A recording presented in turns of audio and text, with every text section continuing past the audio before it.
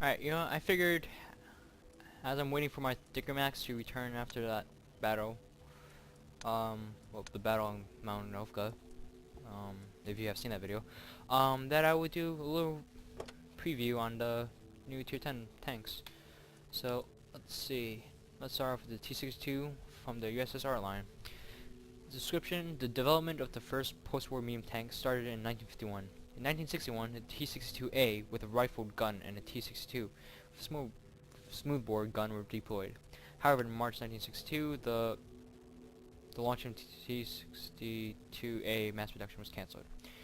T-62 tank was mass produced from 1961 through 1975. A total of 20,000 vehicles manufactured. Later modifications of the vehicle are still in service. Okay, let's finish this. 1950 hit points. It's pretty good. It's like not sure. Let me just check. Over the T-54, it's 400 more hit points, which means it could take like another shot from like a tier 10, average tier 10 tank shot gun from a shot. Yeah. 580 engine horsepower, which he has the max. So that. But this tank is pretty light, actually. So 580, that will equate to, let's see, 580 divided by 37, 15.6 horsepower per ton, which is pretty good. 56 reverse speed mixed in with 48, that equates to 114. Speed limit is 50, unfortunately. Lowered from like 6 from the T-54. 1 and 2, 70 hull armor, which is plus than T-54, which was 120. The turret armor, however, increased from like 200 to 240, which means a lot of bouncy shots. I don't know, hopefully the front slope for the hull would be like more of an angle, like a better angle. See, let's look at the gun.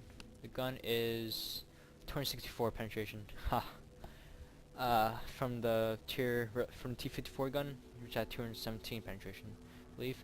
9 shots of rate of fire per minute, which equates to what am I thinking of? 6. Yeah, around 6 shots. 6 seconds per shot. 6-7 seconds. Right. I don't know. My brain is gone kaplunk. 60 divided by 9. Yeah, around 6 shots. 6.6 shots. But the really good thing is that penetration increase. It's really going to help it as a tier 10. And .34, pretty damn accurate for a Russian gun. I can see tier 10s being a lot more used in like clan battles. Well, obviously since they're at the top of the line now, and the line tanks. Yeah, might as well on USSR. Let's go over to tank destroyers as well.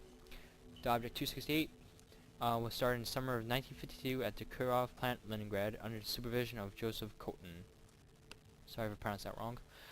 The vehicle was developed to the basis of the T-10 heavy tank, which was the IS-8.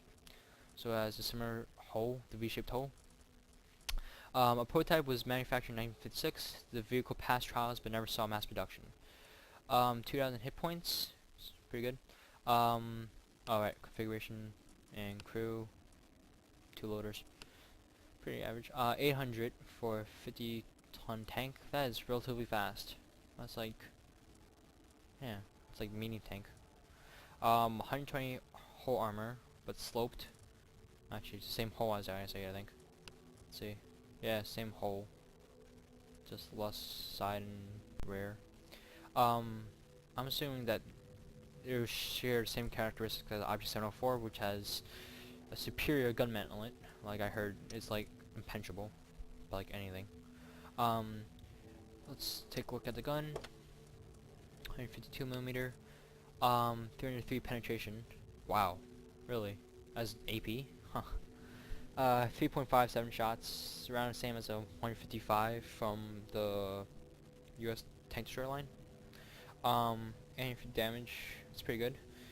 But that penetration, especially 450 penetration is premium. Holy crap! I see the devs were putting a lot of thought in this to like see how to to put like the tank destroyers into like clan battles to make them like be used more often.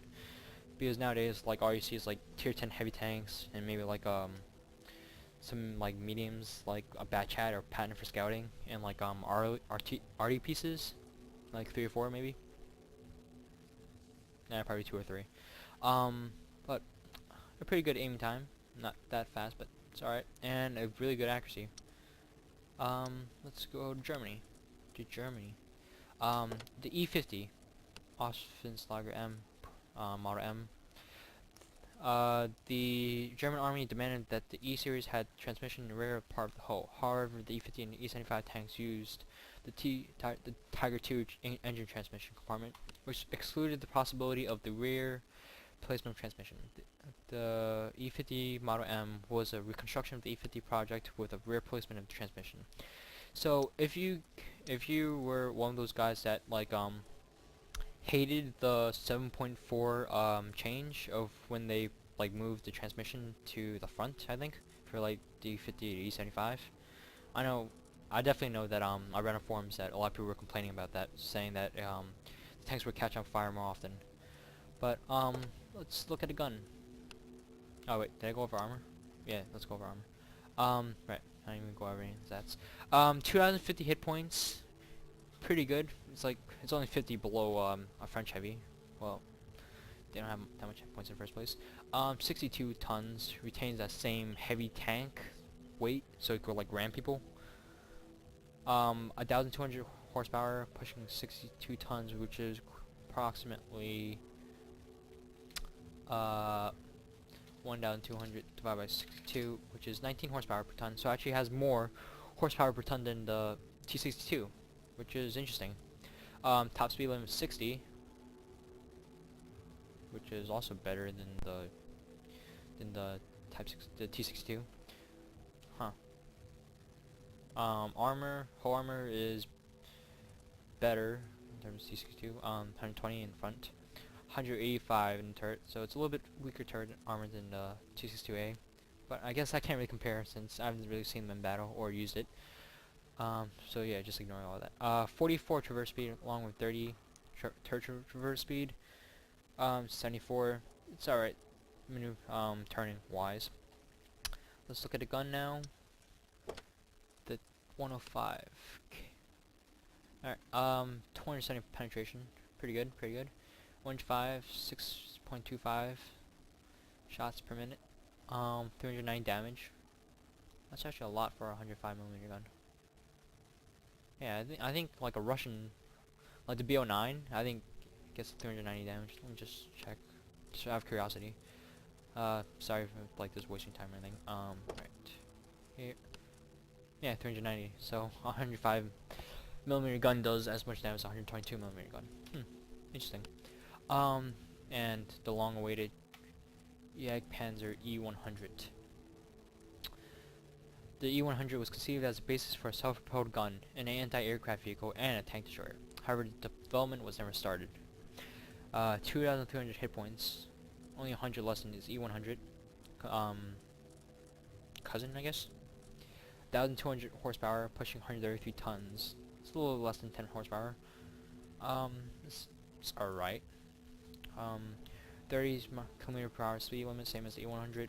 18 traverse speed is alright, I guess, for a tank this size. And the E100, that thing's freaking humongous. 200 hull armor, pretty good. I hope they fix the lower glasses plate though. 120 side armor, 150 rear armor.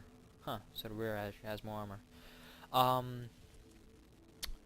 So let's take a look at the gun now. Characteristics. 107mm gun, jeez. 2.4 rate of fire, 1,100 damage. 1,100 damage from one shot. Oh my god. I have not seen that. Well, let me just say this thing does a lot of damage. 2.4 rate of fire sort of lets it down, but it could be expected out of this of a gun this caliber size. 299 penetration, still really good. 420 with premium rounds. 0.34 accuracy, which is really good. Only a little bit shy off of the Russian tank destroyer with 152mm gun. 2.9 aiming time. It's a little bit below average, I would say.